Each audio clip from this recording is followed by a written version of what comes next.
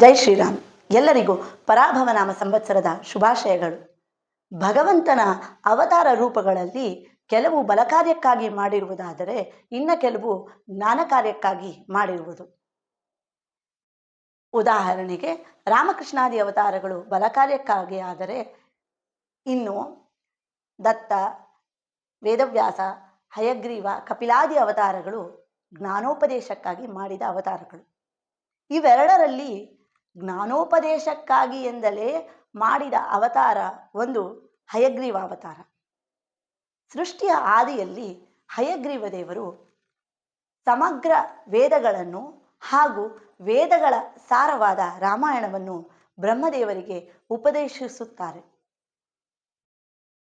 ಈ ಹಯಗ್ರೀವ ದೇವರು ರಚಿಸಿದ ರಾಮಾಯಣವೇ ಮೂಲ ರಾಮಾಯಣ.